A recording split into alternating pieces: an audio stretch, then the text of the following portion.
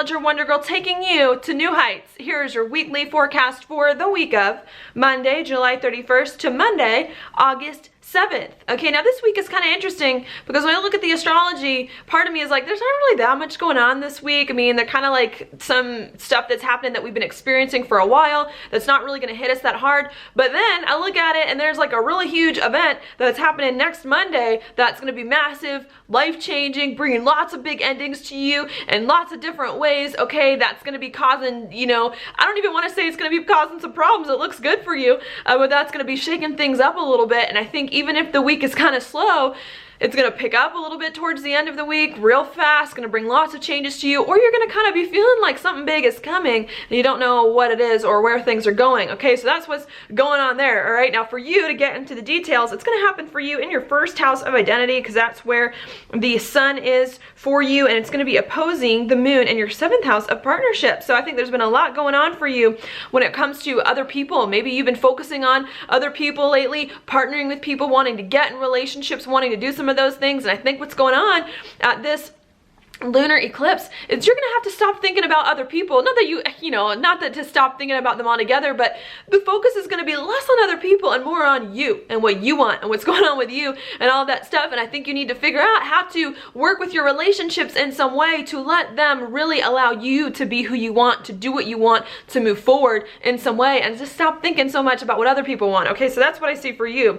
I don't think it's gonna be a bad thing though, because not only is it in your sign in a very good aspect, but we also have Jupiter too, helping you out, bringing the good things to you, all right? And Jupiter for you is in your 3rd house of communication, of talk, of people around town in some way, okay? So I think what's gonna happen is that this ending, when it comes to other people in your life, your partnerships, is really gonna allow you to express yourself, to communicate more about what you want, to build better relationships perhaps with your community, with people around town in some way, or with people that you just interact with regularly, and to really focus on that, okay? So that's what I see going on there. I also think it's gonna be good because we do have Mercury in your 2nd house of money, all right, and of finances, and of your gifts and talents and skills, making a very pretty aspect to Venus in your 12th house of like your insides and your internal stuff.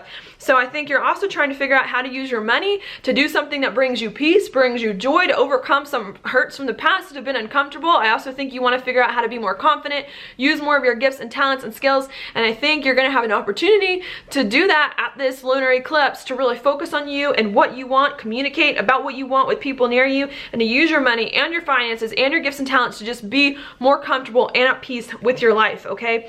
You may still have to be a little bit patient when it comes overall to just still finding that comfort with where your life is going, feeling that comfort with who you are and this new identity of yours that is about to emerge, okay? Especially because we do have Venus in your 12th in a semi-square with the North Node, even though it is pretty with Mercury, and you're finding more comfort in your life and you're building more, I don't even know if I want to say stability, but even though you're finding more comfort in your life, you're using your money and your gifts and talents and becoming more confident, I think you still have to wait for all the pieces to fall into place. It's not quite there yet, but you're moving in the right direction, okay? So we've got that going on.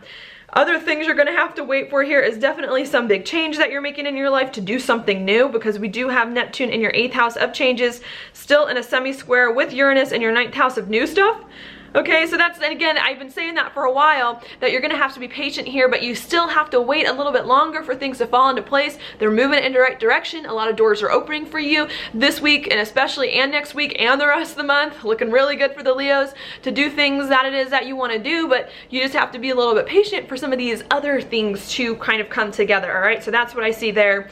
On top of that, Uranus is going retrograde in your 9th house, so you want to push really hard to do new things, to build more excitement into your life, to travel, to expand, to do something different in some way. Push really hard to be more independent, to break free, to be able to be more happy and to travel. And I think you're going to be able to do that as we come up in the next few months a lot, okay? And you're feeling it right now, wanting to do new and different things and make that happen. On top of that, we do have Pluto here in your 6th house of your job and of your daily routines, in a square over here with your Jupiter in your 3rd. So there's still stuff that could be a little uncomfortable with your job here, maybe feeling like your job and your daily routines and the things that you do on your daily basis are changing, not quite in the direction that you want, or are a little uncomfortable, I think you're gonna have to do a lot of communicating about that in the upcoming weeks, communicating as well about people around town, about what is going on with you in your daily routines, in your life. That could be a little bit hard, but I don't see it being that bad for you with everything else going on in your chart, Leo. I think you're gonna be able to handle it and come out on top because, you know, just making tons of pretty aspects here with Jupiter aspecting your sun coming in. I think it's looking good for you. Now, your card for the week is the Fool reversed. Okay, this to me indicates some new beginning that you want to take, some risk that you're taking, something new or different and exciting. Okay, I can see a lot of that as well in your chart, wanting to do that, and I think you should do it. But the message of the Fool is make sure you're not being reckless, make sure you're not being foolish when you do these things. Okay, that you're careful, that you're planned, that you're not, you know, jumping forward without engaging your mind and making sure things are right for you. Okay, it's like you have so many good things coming in here. Don't ruin it by being too hasty. Okay, you got this. You got this. Just be balanced and move forward to do what you can to build something really solid and stable in your life. Okay, so that's what I have for you. Thank you so much for watching your horoscope. If you like it, please like it on Facebook, like it on YouTube, share it with your friends, and I will talk to you later.